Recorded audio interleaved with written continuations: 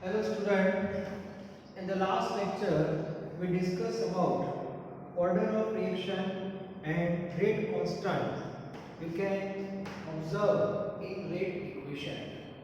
Now in chemical kinetics, another important word that is molecularity and which helps to determine reaction mechanism.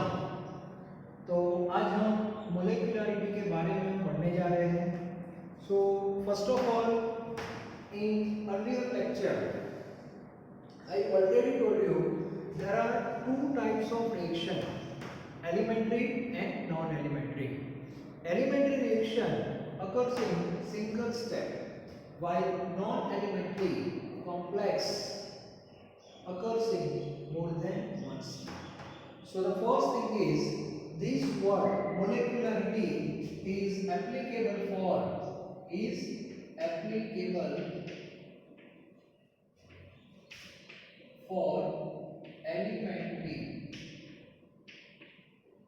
elementary reaction. पहले clear होना चाहिए. Okay? And we all know elementary means reaction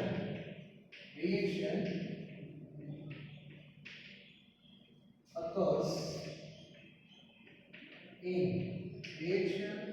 in single step. Clear? So this term is applicable only for elementary reaction. It means there is no meaning of molecularity for non-elementary. Non-elementary के लिए इसका कोई meaning नहीं है. It means this term not applicable for non-elementary or you can say complex reaction. Okay? तो kinetics में सबसे पहले तो एलिमेंट्री और नॉन एलिमेंट्री का कॉन्सेप्ट क्लियर होना चाहिए. एलिमेंट्री में हम मोलेकुलरिटी डायरेक्ट लिख सकते हैं, नॉन एलिमेंट्री में हम डायरेक्ट नहीं लिख सकते. उसके लिए थोड़ी मेहनत हमें ज़्यादा करनी पड़ेगी, वो आगे मैं आपको बता रहा हूँ. ठीक है? सबसे पहले what is the meaning of molecularity. तो मान लो कि नॉर्मली ये रियल में पॉसिबल नहीं है, फिर भी ऐसा मान लो कि जो वेसल है उसमें डिफरेंट काइंड्स ऑफ स्पीसीज होते हैं. तो उसमें मॉलिक्यूल भी हो सकते हैं, एटम भी हो सकते हैं, आयंस भी हो सकते हैं. क्लियर? और मान लो कि वो वेसल के अंदर आप भी बैठ गए, ऐसा मान लो. रियल में पॉसिबल नहीं है, फिर भी ऐसा मान लेते हैं थोड़े टाइम के लिए कि आप भी वेसल के अंदर ही हो. ठीक है? और आप पूरा ऑब्जर्वेशन थ्रू नेकेड आई आप कर रहे हो और आपने नोटिस किया कि एट अ टाइम दो मॉलिक्यूल के बीच में कोलिजन हो रहा है. एट अ टाइम दो मॉलिक्यूल, दो एटम या दो आयंस के बीच में कोलिजन हो रहा है.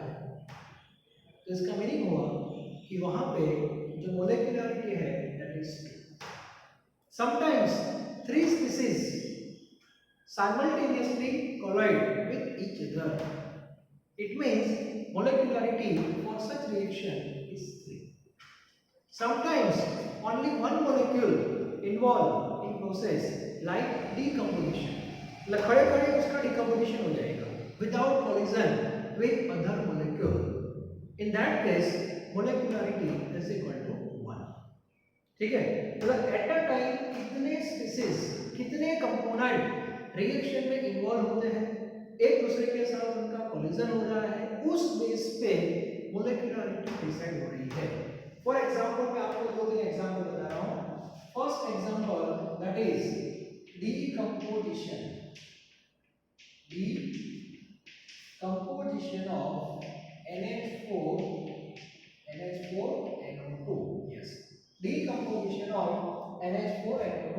It means NH4NO2 वो मॉलिक्यूल उसका अपने आप डिकम्पोजिशन हो जा रहा है और प्रोडक्ट आपको मिलेगी that is N2 plus H2O. N2 plus H2O.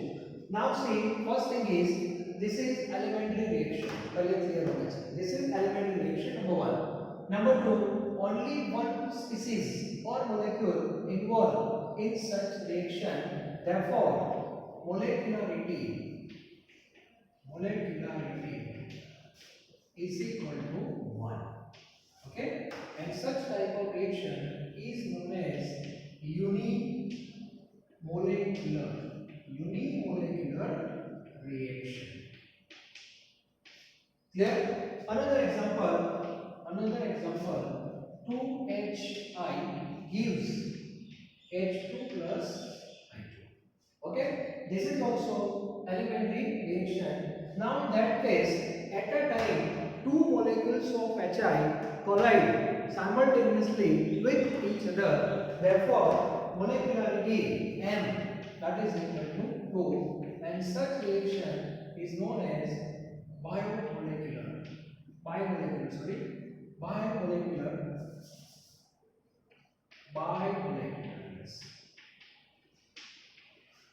biomolecular reaction. Now third, 2NO plus O2 gives 2N2. This is also elementary reaction. And now see here, at a time only 3 species collide each other. तो यहाँ पे मान लो कि यहाँ पे nitric oxide है, एक nitric oxide यहाँ से आ रहा है और एक ऑक्सीजन है, ठीक है। वैसे में आप चेयर पे बैठे हो ऐसा मान लो, और आपके सामने बहुत सारे नाइट्रिक ऑक्साइड है, बहुत सारे ऑक्सीजन है, लेकिन आपने नोट डाउन किया कि एट अ टाइम 3 मॉलिक्यूल्स के बीच में कॉलिजन हो रहा है, जब ये तीनों एक साथ कॉलिजन में इन्वॉल्व होते हैं, ठीक है। So how many molecules involve in this step? 3. Therefore this is a trimolecular reaction. यहाँ पे मोलेकुलरिटी 3 होगी, ठीक है, not polarity, this is molecularity. So this is unimolecular reaction, this is biomolecular reaction, this is tri-molecular reaction. Now second point, आप बोलोगे sir 3 से ज्यादा एक साथ कॉलिजन में इन्वॉल्व हो सकते हैं? Generally not. तो इसका मीनिंग हो जाता है मोलेकुलरिटी जो है that is maximum 3। Generally 99% reaction में मोलेकुलरिटी है वो 3 से ज्यादा अभी तक मिली नहीं है, ठीक है। और कभी-कभी देखो एक एग्जांपल ले रहा हूं, उससे आपको पता चल जाएगा। मान लो कि मैं एक एग्जांपल यहां पे लिख रहा हूं, जिसको देख के आपको ऐसा लगेगा कि सर इसमें मोलेकुलरिटी तो 3 से ज्यादा है, 3 से लेकर के 4 5 नहीं सर 10 है। तो इसका एक एग्जांपल टेक्स्ट बुक में दिया है, वो मैं आपको बता रहा हूं। KClO3 potassium chlorate plus 6FeSO4 plus 3H2SO4 gives KCl plus 3Fe2SO4 thrice plus 3H2। अब ये रिएक्शन देख के सबसे पहले तो आपके दिमाग में आप कॉपी करोगे लाइक दिस। तो इसमें एक था मोलेकुलरिटी 1, तो इसमें 2 थे मोलेकुलरिटी 2, तो इसमें 2 + 1 3 थे मोलेकुलरिटी 3। सो क्या करें सर इसमें 1 6 7 10, सो 10 मोलेक्यूल हो रहे हैं। अभी मैंने क्या बताया, eight a time maximum 3 species के बीच में कॉलिजन हो सकता है। यहाँ पे आपको 10 दिखाई है रिएक्शन में। एक्चुअली ऐसा जब भी आपको लगे तो एक बात समझ लेना, this reaction is non elementary fix. और जैसे ही नॉन एलिमेंट्री वर्ड आपके सामने आ गया, इंस्टेंट आपका रिएक्शन आना चाहिए। There is no meaning of molecularity और नॉन एलिमेंट्री प्रोसेस, ये आपको पता होना चाहिए। नॉन एलिमेंट्री के लिए मोलेकुलरिटी का कोई मीनिंग है ही नहीं, मतलब अभी आप इसमें डायरेक्ट मोलेकुलरिटी मेंशन नहीं कर सकते। फिर आप बोलते हैं इसमें क्या हो सकता है, तो नॉन एलिमेंट्री का मीनिंग हो जाता है देयर आर 2 और 3 और 4 रिएक्शंस इन्वॉल्व, स्टेप्स इन्वॉल्व, मतलब इसमें 3 या 4 ऐसे स्टेप्स होंगे, और ये चारों स्टेप का जब आप एडिशन करोगे तो आपको मिल जाएगा। आप बोलोगे सर ये पता कैसे चलेगा? प्रैक्टिकल से। काइनेटिक स्टडी करना इतना इजी नहीं है, ओके। तो सबसे पहले तो स्टेप्स कितने हैं वो आपको आइडेंटिफाई करने पड़ेंगे, चलो आपने आइडेंटिफाई कर लिया, चलो कितने स्टेप आ गए, 4 स्टेप आ गए, गुड। उसके बाद सर क्या करेंगे, उसके बाद ये चारों स्टेप का काइनेटिक स्टडी होगा, उसमें कौन सा स्टेप स्लोएस्ट है वो भी आपको आइडेंटिफाई करना है with the help of practical, ठीक है। तो इसमें हमें स्लोएस्ट स्टेप है उसको आइडेंटिफाई करना है। फॉर एग्जांपल ये जो हमारा सेकंड स्टेप है, सेकंड स्टेप सपोज ए स्लोएस्ट है, क्लियर।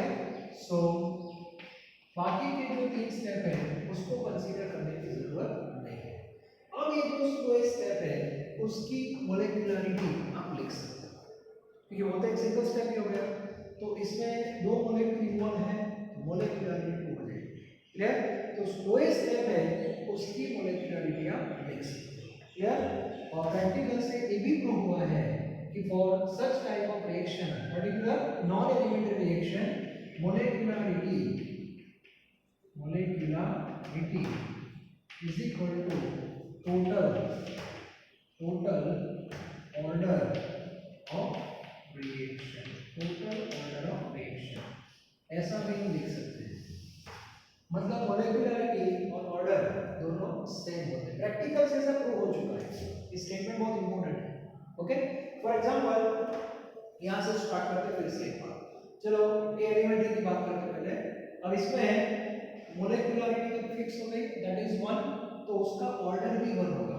इसका मीनिंग हुआ इसका रेट इक्वेशन लिख सकते हैं, रेट इक्वेशन में रेट इज इक्वल टू के, रिएक्टेंट कौन है NH4NO2 और ऑर्डर का मतलब क्या, पावर।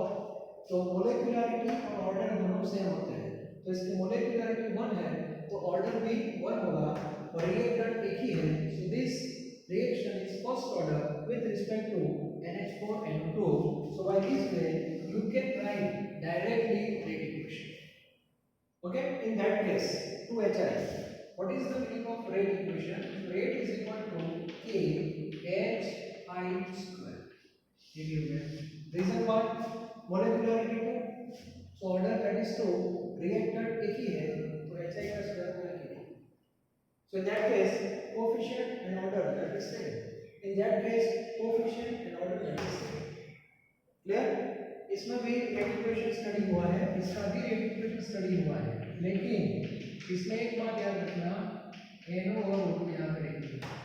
अब इसकी मोलेकुलरिटी 3 है, मोलेकुलरिटी 3 है, तो इसका मीनिंग हुआ 3 मोलेकुलरिटी है तो टोटल ऑर्डर भी 3 होना चाहिए। तो यहाँ पे मान लो कि x है, यहाँ पे y है, तो इन दोनों का जो एडिशन है x + y that is equal to 3।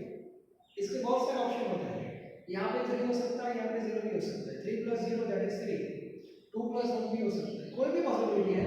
Practical से प्रूव हुआ है कि यहाँ पे 2 है और यहाँ पे 1 है, so this is the rate equation. इतना तो कंफर्म है, molecularity and order that is same, molecularity and order that is same.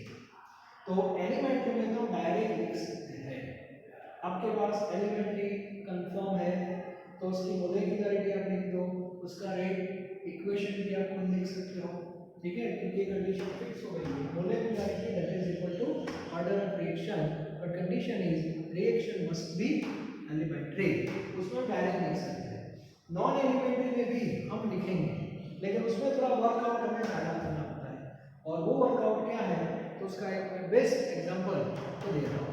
इसके जो स्टेप्स है वो हमारे पास नहीं है, ठीक है, लेकिन अभी आपके सामने जो मैं नॉन एलिमेंट्री बता रहा हूँ उसके 2 स्टेप है, दोनों ही स्टेप टेक्स्ट बुक में है, कौन सा स्लोएस्ट है वो भी मेंशन किया हुआ है, फिर हम कैसे आगे बढ़ेंगे वो हम देखते हैं, ठीक है। तो उससे पहले इसका एक स्क्रीनशॉट निकालो, ठीक है, अच्छी तरह। मोलेकुलरिटी की जो थियरी है वो टेक्स्ट बुक में आपको दी है, पैराग्राफ के फॉर्म में ही है, उसको डायरेक्ट वहाँ से ही आपको कॉपी करनी है, ठीक है। नोट्स में है तो आप देख लेना, फिर भी टेक्स्ट बुक में अच्छा लिखा हुआ है तो आप डायरेक्ट कॉपी करके लिख सकते हो, ठीक है।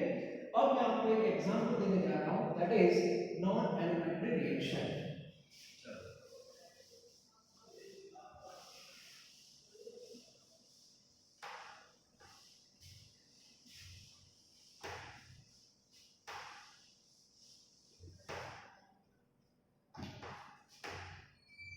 Example of non-elementary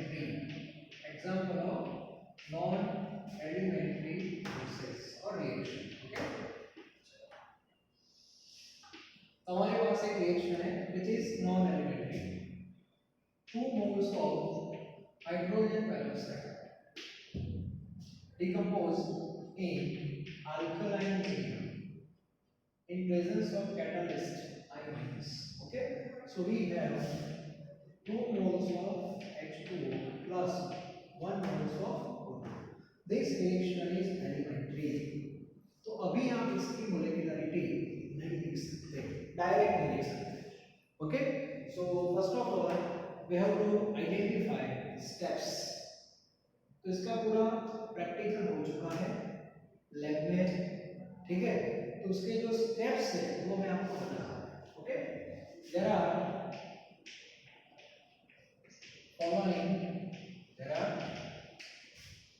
following steps involved. Okay, there are following steps involved.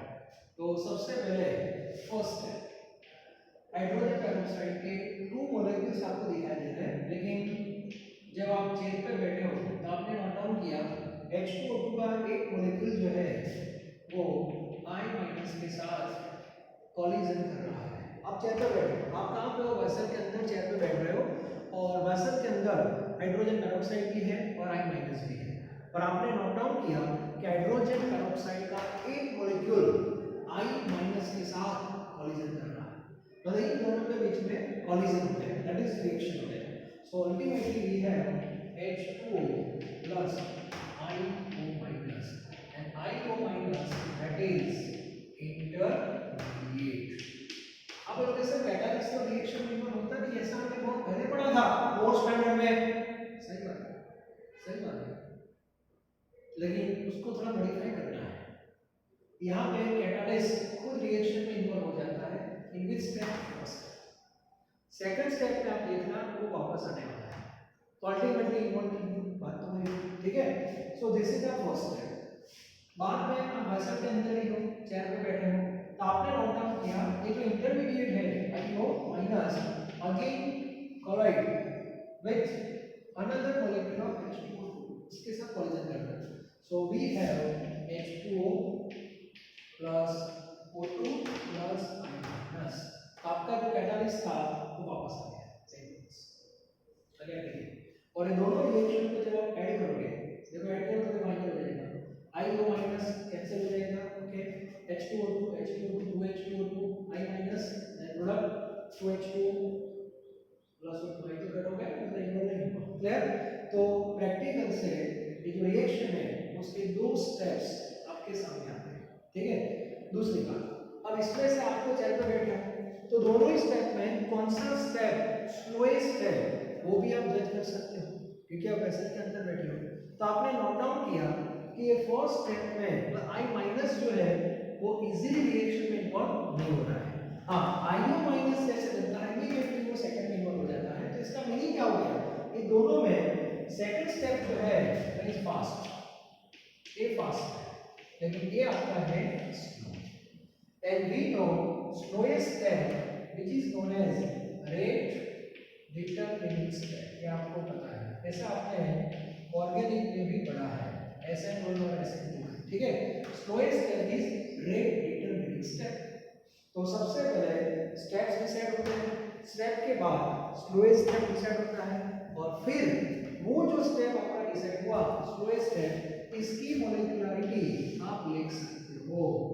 Molecularity that is which two molecule, so one molecule that is H2O2 and another molecule that is I-. तो ये जो step है उसको elementary बोल सकते हैं. each step is elementary but overall process is non elementary. इसकी molecularity आप नहीं लिख सकते, लेकिन ये जो स्टेप्स है उसकी मोलेकुलरिटी आप लिख सकते हो, but consider only slowest step. Clear. तो स्लोएस्ट स्टेप में कितने मोलेक्यूल और स्पीशीज इन्वॉल्व है? ओनली 2. तो मोलेक्यूल हो गए. अब आपको पता है 2 that is order also.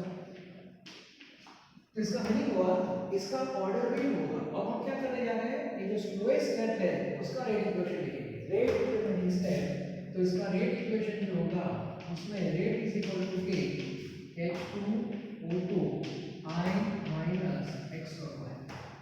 Clear. अब इतना क्लियर होना चाहिए कि मोलेकुलरिटी 2 है तो ऑर्डर 2 ही होना चाहिए, ठीक है।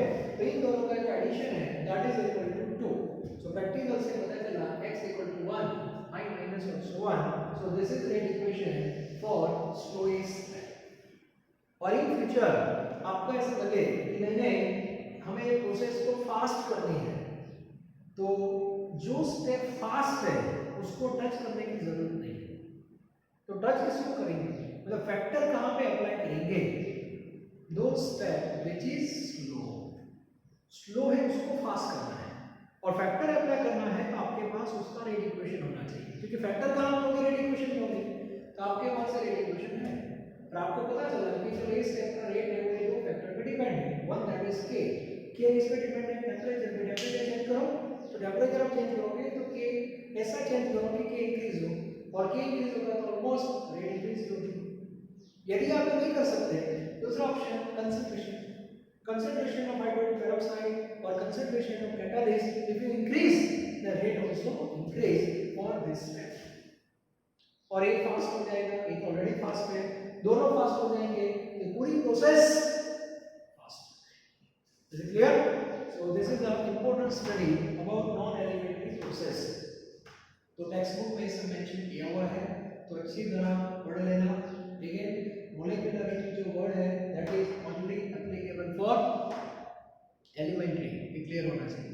Molecularity always in integer value 1 2 3, molecularity never fractional never zero, ये क्लियर होना चाहिए, ओके। और सिंपल एट अ टाइम कितने स्पीशीज कोलोजन में इन्वॉल्व होते हैं ये आप देख सकते हैं, बहुत सिंपल थ्योरी है, लेकिन एलिमेंट्री और नॉन एलिमेंट्री का कांसेप्ट भी क्लियर होना चाहिए, किसको मैकेनिज्म बोलते हैं। लेकिन ये स्टडी बहुत ही कॉम्प्लिकेटेड वाला है, रियल में नहीं कर सकते, पुराने बुक में बहुत डिटेल में था टॉपिक, नई बुक में बहुत दिखा दिया है। नॉन एलिमेंट्री का हमारे पास एक ही एग्जांपल है, ओके। और उसमें कैसे स्लो स्टेप है वो सब लिखा है, तो हमें इस बेस पे स्टडी करना है। तो टेक्स्ट बुक में जो पैराग्राफ के फॉर्म में लिखा होगा एक बार अच्छी तरह फिर से पढ़ लेना और उसको नोट्स में आप लिख सकते हैं, clear. So this is molecularity. अब हम मोलेकुलरिटी, कोफिशिएंट, ऑर्डर, ये तीन वर्ड आपके सामने आए हैं, तीनों के बीच में वैसे तो कोई डायरेक्ट रिलेशन नहीं है। जैसे आप वैल्यू के बारे में डायरेक्ट पता कर सकते हो, देखो जैसे ऑर्डर है वो इंटीजर हो सकता है, 3 possibility for order, integer, fractional, even zero, clear, 3 possibility. Stoichiometric coefficient only 2 possibility, integer and fractional, while molecularity always integer, clear।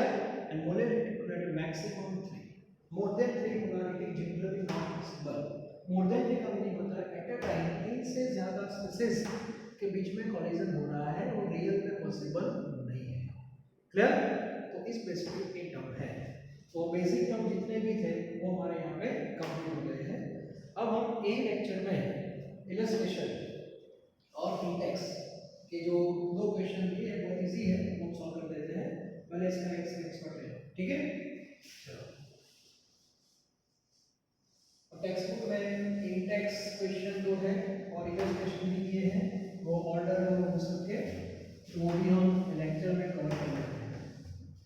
चलो सबके पास टेक्स्ट बुक तो है, बहुत इजी क्वेश्चन है। नाउ से 4.2 तक हमने सॉल्व कर दिए हैं, 4.3 illustration 4.3। now see calculate the overall order of reaction which has the rate expression, rate equation is given, so with the help of rate equation you have to find out overall order to reactor A and B with order 1/2 and 3/2. So the first question, what is the order of reaction with respect to A? 1/2. With respect to B, 3/2. And total order, that is N, 1/2 plus 3/2. LCM to 4/2, that is 2. Another rate equation, that is A, B.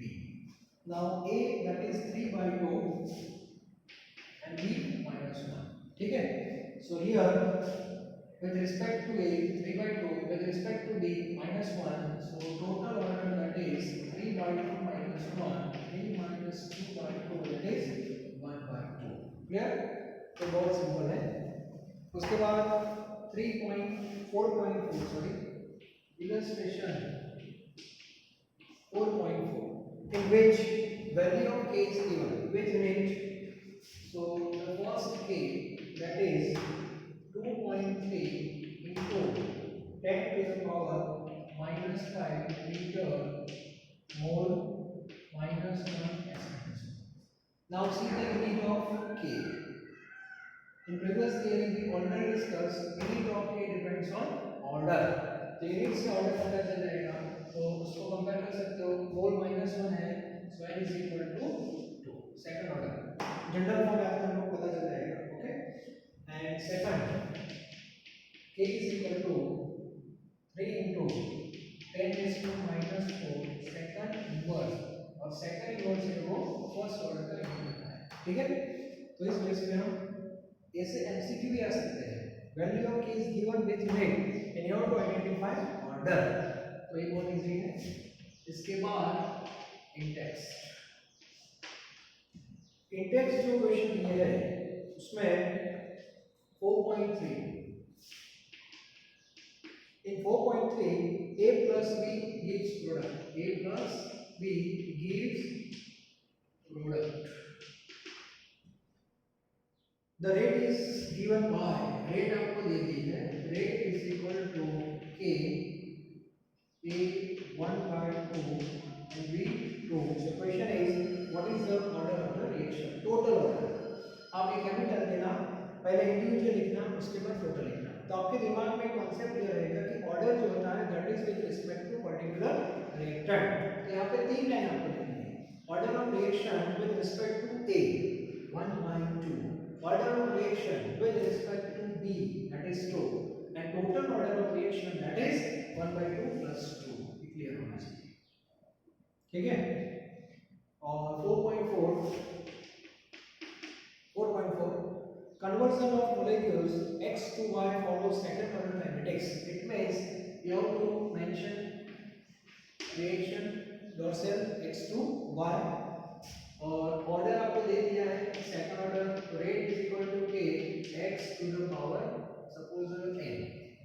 Order पता नहीं था मैं, लेकिन इसे mention कर दिया है कि ऑर्डर 2 है और रिएक्शन तो एक ही है, तो 2 कहां पे रहेगा? यहां फिक्स हो गया. अब ये जो रेट है इसको हम दो फॉर्म में लिख सकते हैं, either in the form of x और in the form of y. x के फॉर्म में रेट लिखना है तो क्या लिखोगे? माइनस dx by dt, और y के फॉर्म में लिखना हो तो plus dy by dt is equal to kx square. Clear? इसको हम लिखेंगे कैसे? Rate of disappearance of x, rate of appearance of x और फॉर्मेशन, ठीक है, ऑफ y. सॉरी, तो दोनों का रिप्रेजेंटेशन डिफरेंट होता है, लेकिन नॉर्मली मैंने आगे भी आपको बताया था, हम लिखते हैं नॉर्मली रेट. अब क्वेश्चन बहुत सिंपल है. हियर वी हैव टू, तो आपको भी पता है कोई भी रेट हो x के फॉर्म में हो या y के फॉर्म में हो, k आप kx में है कि नहीं, k चेंज होगा तो दोनों की इफेक्ट होगी, x चेंज होगा तो भी दोनों को इफेक्ट हो रही है. तो अभी जो क्वेश्चन है उसमें लिखा है if concentration of x is increased to 3 times, concentration of x increases by 3 times, ऐसा लिखा है. ठीक है. इसका मीनिंग क्या होगा? यहाँ पे डायरेक्ट सोचो 3 है तो 3 का स्क्वायर हो जाएगा, बिकॉज वी नो ऑर्डर 2 है तो 3 का स्क्वायर क्या हो जाएगा? 9. सो जो रेट है that is increased, therefore rate increases by 9 times. Simple ही है, रेट इंक्रीज बाय 9 टाइम्स. मतलब ऑर्डर का बहुत इंपॉर्टेंट रोल है. ऑर्डर आपके पास है ना तो आप आराम से बोल सकते हो कि कंसंट्रेशन इतना इंक्रीज होगा तो रेट इतनी इंक्रीज होगी, वो फिक्स हो जाएगा. If you don't have order, आपके पास ऑर्डर नहीं है तो प्रॉब्लम क्या होगी? आपको इंफॉर्मेशन मिलेगी, हाँ कंसंट्रेशन इंक्रीज करोगे तो रेट इंक्रीज होगी, लेकिन वो इंफॉर्मेशन जो है वो इनकम्प्लीट इंफॉर्मेशन है. ये तो सबको पता होता है कि कंसंट्रेशन बढ़ाएंगे तो रेट बढ़ेगी, तो सबको पता चलता है, लेकिन कंसंट्रेशन इतना बढ़ाएंगे तो रेट इतनी इंक्रीज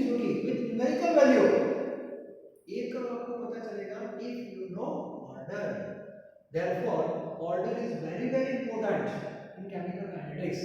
और ऑर्डर जो है वो कहाँ पे होता है, पावर के फॉर्म में होता है, और किसके ऊपर होता है, कंसंट्रेशन वाला जो टर्म है उसके ऊपर। तो ये चैप्टर में पढ़ना क्या है ये बताओ, रेट एंड फैक्टर, ठीक है ना।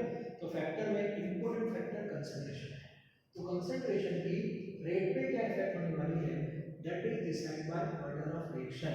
और इसीलिए ये चैप्टर में कंसंट्रेशन वाला जो फैक्टर है वो मेनली ऑर्डर के साथ वर्क कर रहा है, और इसीलिए ऑर्डर ऑर्डर ऑर्डर ये जो टर्म है वो आपको बहुत बार मिलने वाला है, ठीक है। और इसीलिए ऑर्डर निकालना कंपल्सरी है।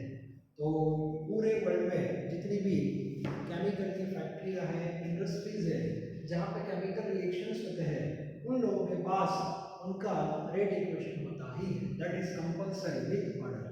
और उससे बेनिफिट क्या होता है, इन फ्यूचर उनको ऐसा लगे कि चलो रेट कम हो गई है, मार्केट में कंपटीशन बहुत ज़्यादा है, हमें रेट बढ़ानी है, तो कितना कंसंट्रेशन बढ़ाएंगे तो कितनी रेट बढ़ेगी वो ऑर्डर से पता चल जाता है। इन शॉर्ट ऑर्डर एक बार निकल जाना चाहिए एंड दैट इज परमानेंट, बाद में वो चेंज नहीं होता। ऑर्डर किसी पर डिपेंड नहीं होता, ऑर्डर आप एक बार, order there is a nature, और नेचर आपको एक बार फिक्स कर देना होता है बस। तो उसके लिए काइनेटिक्स में ऑर्डर निकालने के डिफरेंट डिफरेंट मेथड्स भी हैं, वो भी हम पढ़ेंगे, लेकिन उसके लिए कुछ और थ्योरी आपको पढ़नी है, और वो जो थ्योरी है उसको अप्लाई करेंगे हम टू डिटरमाइन ऑर्डर, एक क्लियर होना चाहिए, ओके। तो नेक्स्ट लेक्चर से वैसा ही एक इक्वेशन आपके सामने आने वाला है। अभी ऑर्डर निकालने की आपके पास एक ही मेथड है, that is called differential rate equation method. ये मेथड वो नेक्स्ट लेक्चर में आपको मैं बताऊंगा कि ऑर्डर निकालने की ये जो डिफरेंशियल रेट इक्वेशन मेथड है वो कैसे वर्क करती है, कैसे कैसे इश्यूज में आते हैं। और इसीलिए दूसरी जो भी मेथड्स है वो बहुत इंपॉर्टेंट है, जो टेक्स्ट बुक में लिखा है इंटीग्रेटेड रेट इक्वेशन मेथड है कुछ, लेकिन पहले इंटीग्रेटेड रेट इक्वेशन क्या है वो आपको पहले पढ़ना पड़ेगा, क्लियर। तो नेक्स्ट लेक्चर में डिस्कस करेंगे, बाद में उसको कैसे अप्लाई करना है वो सब देखेंगे। तो अब तक हमारे जो टॉपिक्स हुए हैं उसमें what is the meaning of rate, there are two ways to represent rate, ये भी क्लियर होना चाहिए। एवरेज है, इंस्टेंटेनियस, ये क्लियर होना चाहिए, विद कोएफिशिएंट, ये भी परफेक्ट कांसेप्ट होना चाहिए। What is the meaning of rate equation, rate equation का फॉर्मेट क्या है वो क्लियर होना चाहिए, उसमें ऑर्डर क्या है, उसमें कोएफिशिएंट क्या है, रेट कांस्टेंट क्या है, मॉलिक्यूलरिटी क्या है, ये सारे बेसिक टर्म्स आपके क्लियर होने चाहिए, ओके। एलिमेंट्री क्या है, नॉन एलिमेंट्री क्या है, ये पूरा क्लियर होना चाहिए, ओके। तो नेक्स्ट लेक्चर में हम आगे बढ़ने वाले हैं, most important theory that is integrated rate equation, और उसको आगे हम अप्लाई करेंगे to determine order of reaction, okay. Thank you very much.